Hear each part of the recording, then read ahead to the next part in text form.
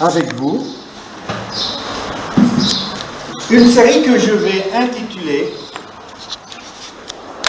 Le combat spirituel.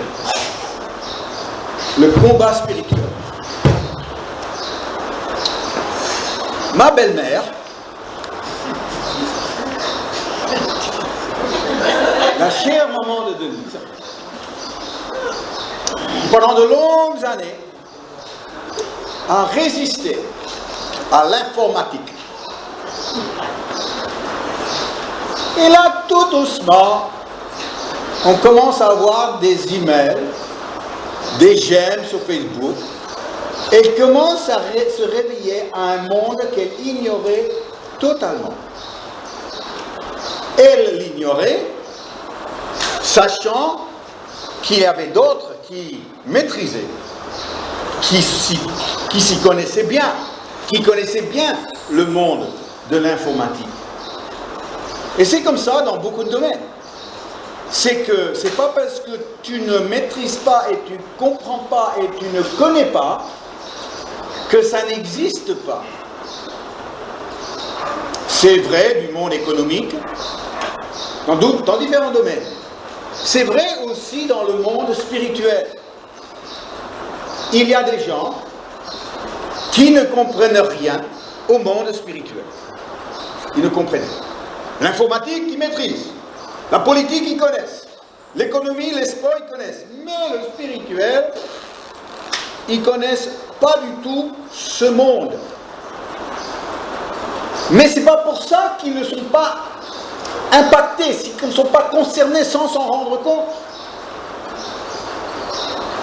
Et c'est pour ça que dans cette série, eh bien, j'aimerais vous amener avec moi pour un parcours dans ce monde spirituel qui, essentiellement, pour le comprendre, il faut comprendre que ce monde spirituel est en conflit. Il y a un conflit perpétuel dans le monde spirituel entre Dieu et le diable, entre Jésus et Satan, entre le bien et le mal, entre la vérité et le mensonge, entre l'amour et la haine. Et je pourrais continuer comme ça. Ce même conflit se produit dans la confrontation entre lumière et ténèbres. C'est un des conflits qui est un conflit primaire. En fait, la confrontation entre la lumière et les ténèbres est un fil conducteur de toute la Bible. Ça commence avec le premier chapitre et ça se termine avec le dernier chapitre de la Bible. Et tout au long de la Bible, on va retrouver cette confrontation lumière-ténèbres. Ça commence avec la création. La création était plongée dans les ténèbres. Mais Dieu ne voulait pas que sa création vive dans les ténèbres. Et donc la première chose qu'il a créée, c'était la lumière. Et vous connaissez la fameuse phrase de la Bible, Genèse 1, 3, dites-le avec moi, que la lumière soit et la lumière fut. Et la première chose qu'il a voulu, c'est que l'homme qui se préparait, qui était en préparation de la création, il allait venir dans un monde qui est éclairé et qui n'allait pas vivre dans un monde plongé dans les ténèbres, dans l'obscurité. Alors, il a créé un soleil. Un soleil que, nous, à La Réunion, on a de la chance, on le voit pour une bonne partie de l'année. Dans le nord de la France, c'est un peu moins évident. À Paris, c'est encore pas très évident non plus. Mais le soleil est là pour que, eh bien, nous vivons notre vie physiquement à la lumière. Maintenant, j'aimerais lire avec vous un passage d'un homme qui lui-même physiquement était plongé dans l'obscurité. Un homme aveugle qui s'appelle Bartimée. Matthieu chapitre 10, et nous allons lire les versets 46 à 53. Marc 10, c'est Marc 10, 46 à 53. Il y a eu un petit stress là. Ils arrivèrent à Jéricho, et lorsque Jésus en sortit avec ses disciples et une assez grande foule, le fils de Timée, Bartimée, mendiant, aveugle, était assis au bord du chemin. Il entendit que c'était Jésus de Nazareth et il se mit à crier, « Fils de David, Jésus, aie pitié de moi !» Plusieurs le reprenaient pour le faire taire, mais il criait beaucoup plus fort, « Fils de David, aie pitié de moi !» Jésus s'arrêta et dit, « Appelez-le !» Ils appelèrent l'aveugle en lui disant, « Prends courage, lève-toi, il t'appelle. » L'aveugle jeta son manteau et se levant, d'un bond vint vers Jésus. Jésus, prenant la parole, lui dit, « Que veux-tu que je fasse ?» Ça, c'est intéressant, une question. Alors, quand tu penses, il a un homme aveugle devant lui, et Jésus s'interroge à ce que l'homme pourrait demander. Mais il y a une raison pour cette question. « Rabboni !» lui répondit l'aveugle, « que je recouvre la vue. » Et Jésus lui dit, « Va, ta foi t'a sauvé. » Aussitôt, il recouvra la vue et suivit Jésus dans le chemin. Bartimée vivait avec l'obscurité. Ses yeux qui avaient été donnés à cet homme pour voir, pour laisser rentrer la lumière dans son corps entier, eh bien ses yeux ne fonctionnaient pas. Les fenêtres de son corps étaient complètement obscurcies et donc il ne voyait pas la lumière. Il était plongé dans l'obscurité. Est-ce que vous pouvez imaginer ce que c'est ne pas voir? Maintenant, il y en a ici qui voient mal, ça c'est une chose, mais imaginez quelqu'un qui ne voit pas du tout. Pas du tout. Il est tous les jours dans un monde d'obscurité. Et alors là, il savait qu'il était, lui, aveugle, qui ne voyait pas, et il savait aussi que Jésus avait la puissance de lui laisser entrer la lumière et de guérir ses yeux. Et c'est le fait qu'il reconnaissait être aveugle, qu'il avait devant lui quelqu'un qui pouvait lui laisser faire vivre la lumière, que ça l'a poussé à crier, malgré toute l'opposition, malgré tous les découragements des autres, qu'il a crié, « Jésus, fils de David, aie pitié de moi. » Et Jésus lui pose cette question, « Que veux-tu que je fasse ?» Il a besoin qu'un homme aveugle reconnaisse son besoin et que fasse cette demande. Pourquoi ça? Parce que vous savez, Bartimée, pendant toute sa vie, il avait vécu une vie d'aveugle mendiant. C'était sa vie, depuis le début. Vous savez, même une vie épouvantable comme ça, on peut s'y habituer. Moi, une fois, j'ai vu quelqu'un qui était infirme dans son corps, il marchait difficilement, et puis j'ai dit, tu sais, je vais prier pour toi, et le Seigneur pourrait te guérir. Il m'a répondu, oh non, non, surtout pas, je perdrai mes allocations. On peut s'habituer, on peut dire, eh bien je me complais, c'est peut-être pas la meilleure vie que je pourrais avoir, mais c'est la mienne, et puis finalement je ne dois pas travailler, et puis on vient me chercher, on me ramène, on me nourrit, s'occupe de moi, ben écoute, c'est pas plus mal. Qu'est-ce que tu veux que je fasse? Est-ce que tu veux changer de vie, toi? Est-ce que tu veux commencer à vivre la vie d'un homme qui sait voir? Un homme qui maintenant doit assumer sa vie, parce que maintenant il n'y a plus une raison de ne pas assumer là où tu vas et ce que tu fais. Qu'est-ce que tu veux? Que veux-tu que je fasse? C'est la question que Jésus va toujours poser à toute personne qui est aveugle spirituellement. Parce que l'aveuglement spirituel, c'est une réalité aussi. On ne voit pas. On ne le voit pas. J'étais en train de discuter avec quelqu'un qui recevait un dossier que je préparais, et puis la dame, elle a vu que je venais d'Australie. Et alors, oh là là, j'ai dit le mot magique, l'Australie. Et tout d'un coup, toutes les questions sur l'Australie ont fusé. Et qu'est-ce qu'ils mangent là-bas? Et comment est-ce qu'ils vivent? Et comment sont les gens? Et j'aurais toujours voulu aller là. Et puis quand j'avais 19 ans, j'avais la chance d'y aller, mais je n'ai pas osé d'y aller. Et puis, l'Australie. Ah, moi, j'ai dit, écoute, moi je veux témoigner à cette dame, alors je vais aller tester pour voir s'il y a une demande, en elle de vivre autre chose de sa vie réunionnaise telle qu'elle est. Et je lui ai dit, eh bien, en fait, si je suis venu à la Réunion, c'est parce que je suis pasteur. C'est intéressant de voir la réaction quand je dis ça. J'aurais pu lui dire que j'étais éboueur, c'était la même chose. Il n'y a pas du tout eu... Pourtant, avec un notaire, il y a quelque temps, quand il m'a posé la question, mais pourquoi vous êtes venu à la Réunion, j'ai dit, parce que je suis pasteur. Il a fait, pasteur? C'est indicatif, n'est-ce pas, hein? Et quand j'ai vu ça, j'ai dit qu'il n'y a pas de demande. Il n'y a pas de demande. Je dis, mais pourquoi il n'y a pas de demande? Je ne sais pas. Mais la personne, eh bien, elle se contente de vivre dans un monde d'aveugles. Et bien qu'il y en a d'autres qui vivent une richesse spirituelle, mais extraordinaire, eh bien, il y a des personnes qui ne savent même pas que ça existe. Ils ne le voient même pas. Ils ne comprennent même pas. Et de vivre dans les ténèbres. Moi, j'ai vu une population vivre dans les ténèbres. Je l'ai vu de mes yeux. C'était la première fois... Daniel et Lavinia et Julieta, première fois que je suis allé en Roumanie, j'étais avec un autre Français, parce que je suis français aussi quand ça m'arrange.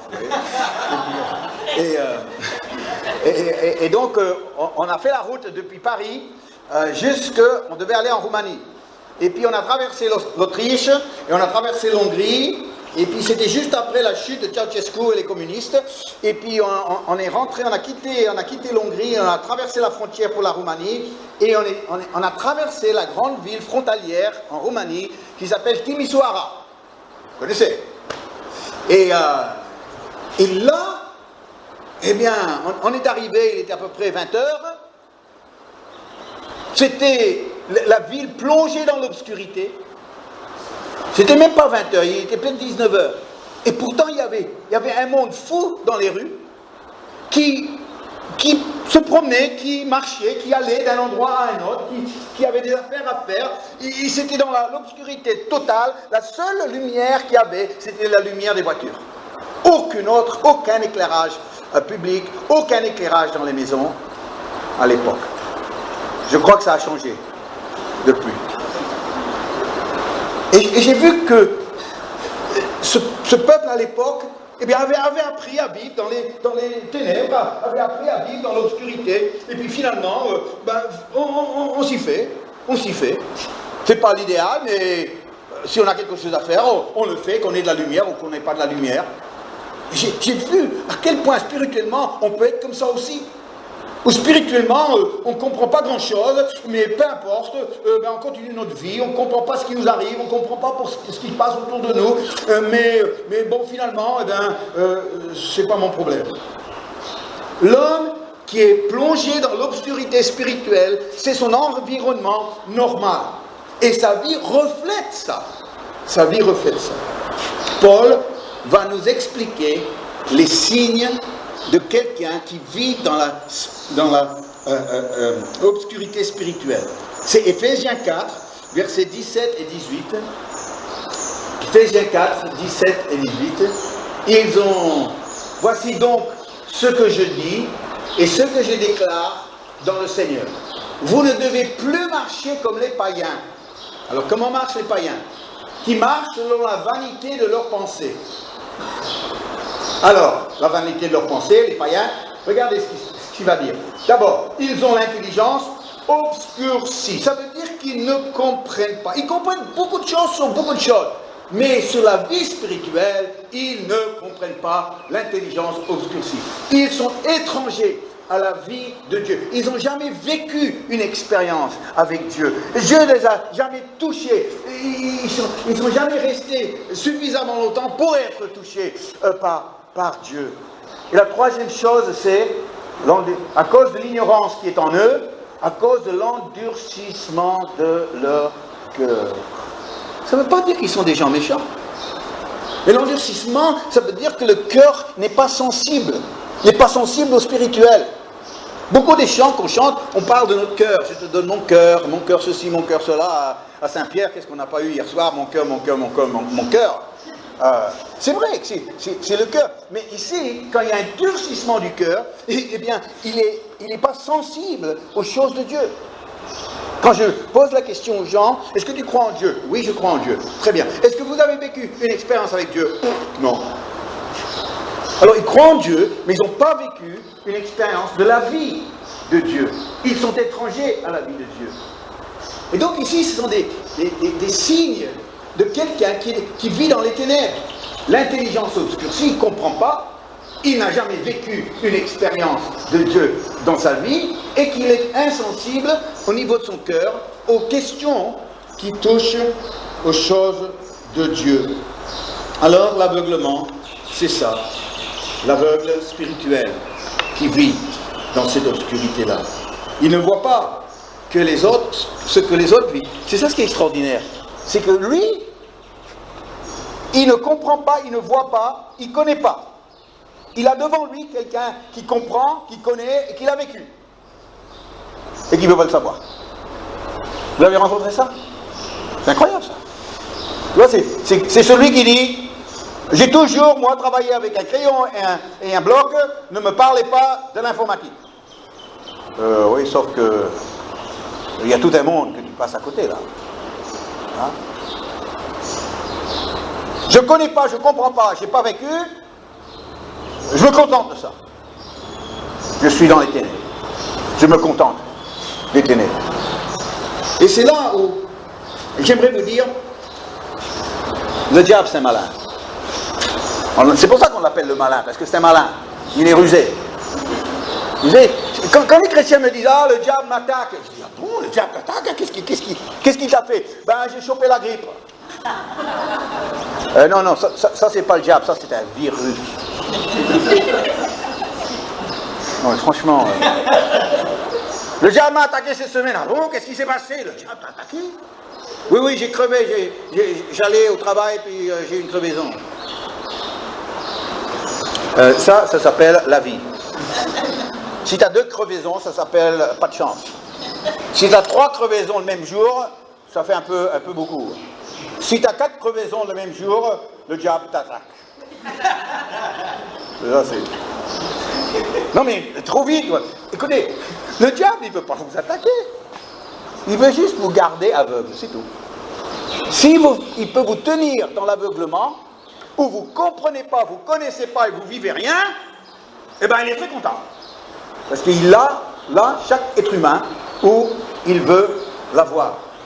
Parce qu'il sait que lorsque vous voyez, eh bien, vous n'allez plus, il n'aura plus de maîtrise sur toi, quand vous voyez. Mais quand vous ne voyez pas, eh bien là, il peut vous faire tous les coups, et vous n'allez rien comprendre à ce qui vous arrive. Eh oui. Ah, moi, je l'ai vécu hier soir avec Denise. Ah oui. C'est moi, j'ai un téléphone qui... Bon, tu sais, il faut rentrer le code, et après le code, il arrive, il faut un autre bouton, et un autre bouton encore, et puis finalement, il y a toutes les icônes qui sont là, et il faut chercher l'icône torche, alors torche, c'est où? Non, c'est torche, tu vois. Et le temps de faire ça, on est déjà à la voiture, tu vois. Alors, ça m'énerve. Alors, on sort de la réunion hier soir,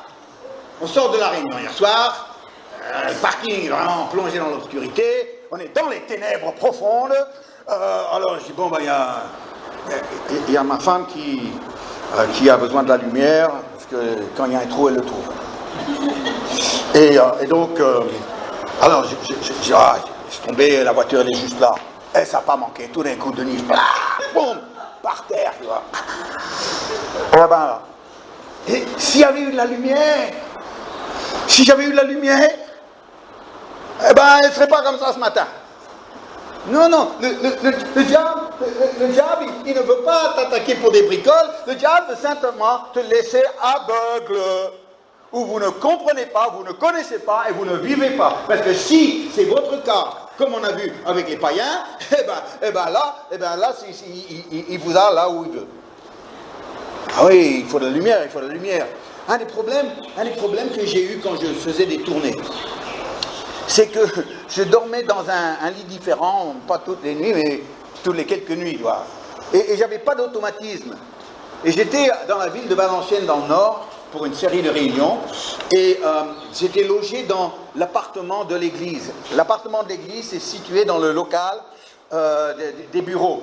Et le pasteur m'a expliqué, en me montrant les lieux, il m'a dit, tu sais, la partie bureau de ce côté-là de la porte, eh bien, c'est sous alarme la nuit.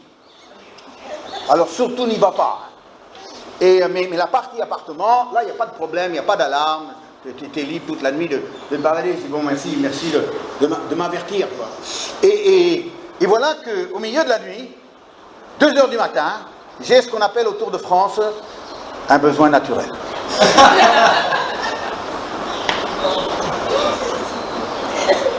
Alors, j'y vais pas. Ben, j'y vais. Sauf que j'ai pas de repère, j'étais pas bien réveillé, j'étais encore à moitié endormi, et puis je cherche, je sais plus, j'ai oublié où étaient les toilettes, tu vois, j'ai oublié, alors je commence à ouvrir une porte, non, c'est pas ça, et puis j'essaie de trouver des interrupteurs, pas d'interrupteurs, c'est incroyable, c'est un appartement sans interrupteur, et puis alors je cherche, je fouille, j'ouvre une autre porte là, non, c'est pas là, j'ouvre une autre porte, l'alarme perçante. Tout le voisinage réveillé. Je lui dis, il y a la police qui va arriver, ils vont me mettre en prison, c'est fini pour moi. C'était... J'ai dit, qu'est-ce que je fais maintenant? C'était un bruit terrible. Et finalement, ça s'est arrêté. Et puis, j'avais toujours pas trouvé les toilettes.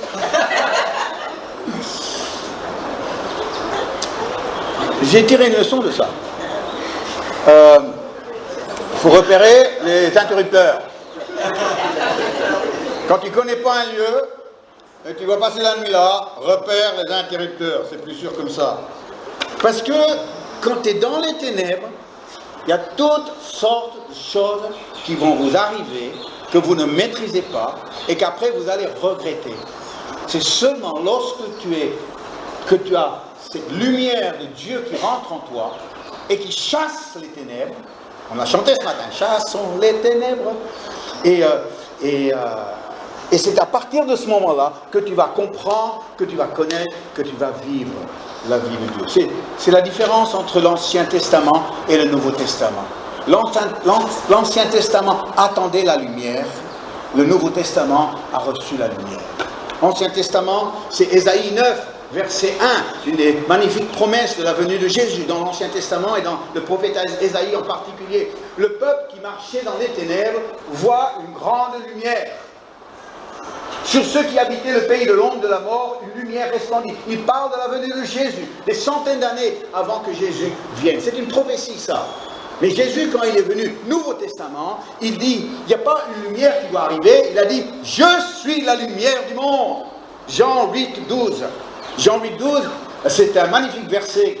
Jésus leur parla de nouveau et dit, je suis la lumière du monde. Mais non, nous on lit ça comme ça, on ne se rend même pas compte de ce qu'on est en train de lire. Il dit, je suis la lumière du monde. Oui, c'est une belle image.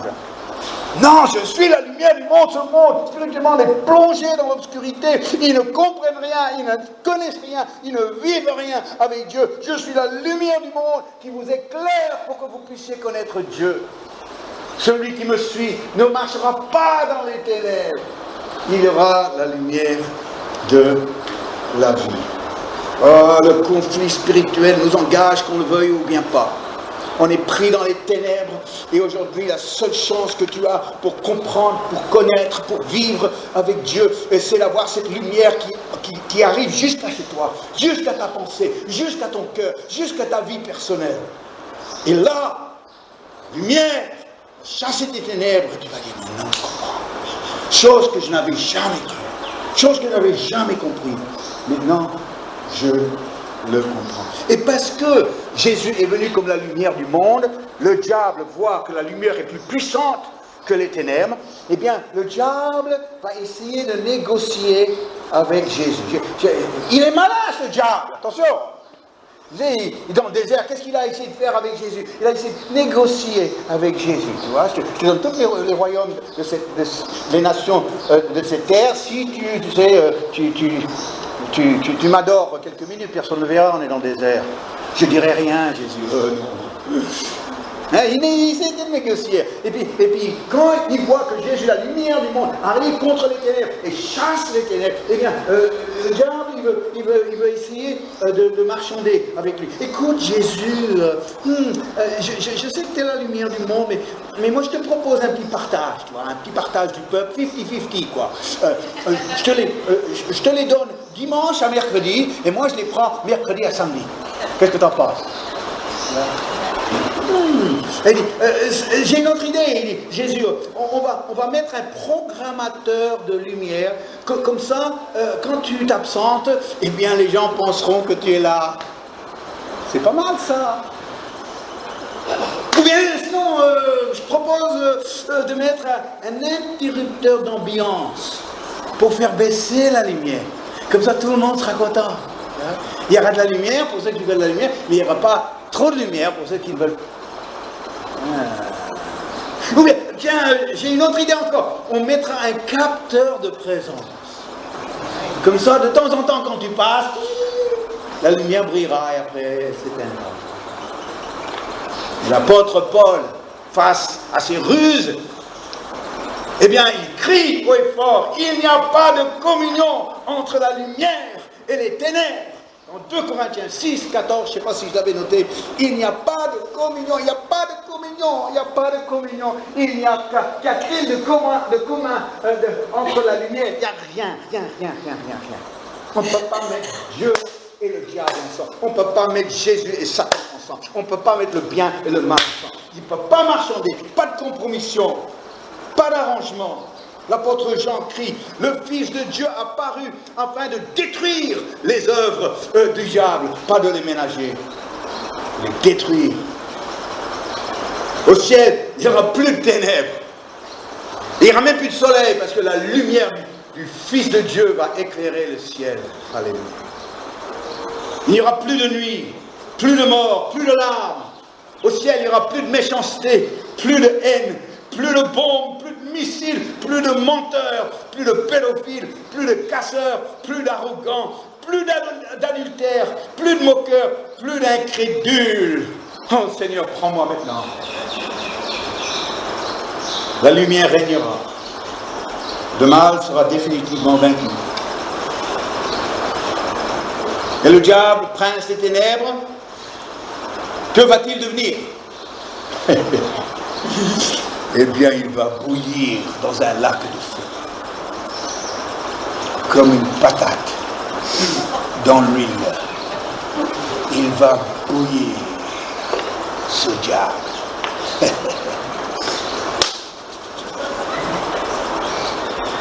Et si tu veux vraiment l'embêter, eh bien, tu peux lui citer Apocalypse 20, verset 10. Et il n'aime vraiment pas ce verset. Apocalypse 20, verset 10. Et le diable qui les séduisait fut jeté dans les temps de feu et de soufre, où sont la bête et le faux prophète. Ils seront tourmentés jour et nuit au siècle des siècles. Alors quand vous lui citez ce verset-là, il déprime. Ça va mal se passer pour lui, quoi. Ah oui. En attendant ce jour, c'est vrai, il règne sur la terre, on le voit. Mais ces jours sont comptés. Et les jours des ténèbres sont comptés. Parce que Jésus-Christ est la lumière du monde. Alléluia. Mais nous ne sommes plus des enfants des ténèbres. Nous ne sommes plus sous sa domination. Nous avons été arrachés de ces ténèbres. Les ténèbres pour nous étaient des prisons. Mais Jésus nous a fait sortir des prisons. Et Paul le dit avec clarté. Colossiens 1, versets 12 et 13. Rendez grâce au Père qui vous a rendu capable d'avoir part à l'héritage des saints dans la lumière. Il nous a délivrés de la puissance des ténèbres. Il nous a délivrés de la puissance des ténèbres et nous a transportés dans le royaume de son Fils bien-aimé. Oh, j'aime bien ce verset-là. J'aime bien. Pourquoi? Parce que nous, on était tous prisonniers. Et lui, il est venu et il nous a arrachés des ténèbres. nous a transportés dans le royaume de son Fils. C'est ce qui s'est passé pour toi. Tu ne te rendais pas compte. Tu t'es avancé pour une prière un jour, tu as répondu à un appel, ou peut-être seul dans ta chambre, tu as dit Jésus, je veux te connaître, je veux vivre pour toi, révèle-toi à moi, et tu ne te rendais pas compte de ce qui se passait. Oui, mais qu'est-ce qui se passait? Eh bien, c'est Dieu qui venait et qui t'arrachait les ténèbres et qui te portait, transporté dans le royaume de son Fils. Et c'est là où nous vivons nos vies maintenant. Le combat spirituel commence avec la victoire de la lumière sur les ténèbres. Ça commence bien. On commence